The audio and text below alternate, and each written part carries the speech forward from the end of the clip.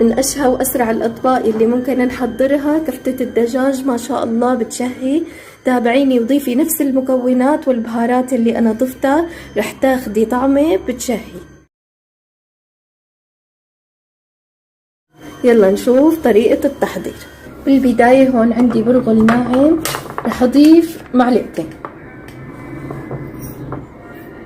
هلا بدي أضيف عليه مي ساخنة عم تغلي قدر ينغمر سنتي. هلا رح غطيه واتركه على جنب. هي بعد ما تركناه للبرغل 10 دقايق، شوفوا كيف فتحت الحبة. هلا بدي انقله على صحن، بدي اضيف رشة ملح، اعركهم بايدي هيك بهالشكل.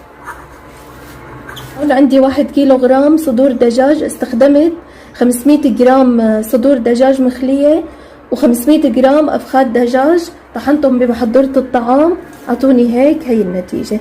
طبعا بتنعمون التنعيمة اللي انتو بتحبوها. هون رح اضيف عليهم نص كوب بقدونس. بدي اضيف البرغل اللي حضرته، وللتوابل بيلزمني معلقة ملح، معلقة بهارات الماجي، نص معلقة من الفلفل، نص معلقة من السبع بهار، معلقة معباية بابريكا، وهون عندي 5 حصوص ثوم مهروس. هلا بدي ادمج المكونات كلها سوا.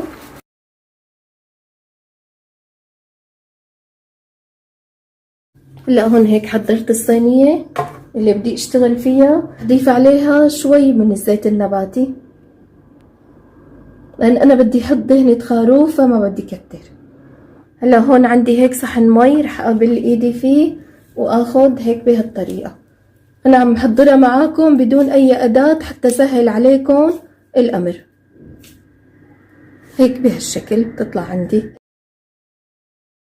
بعد ما خلصتهم تشكيل رح ضيف دهنة الخروف.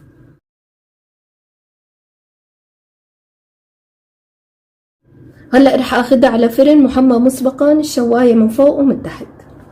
هلا بصينية تانية عندي هون الخضرة، انا مقطعة. هلا رح نزل الفليفلة، كمان عندي البصل مقطعته هيك بهالشكل، كمان رح اضيفه.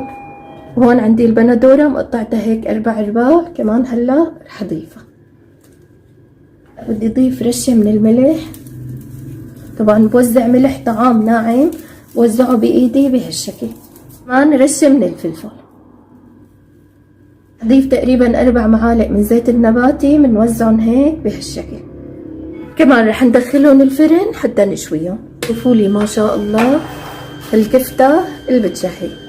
بالبداية هون عندي الخبز، رح اضيف عليه كريمة ثوم،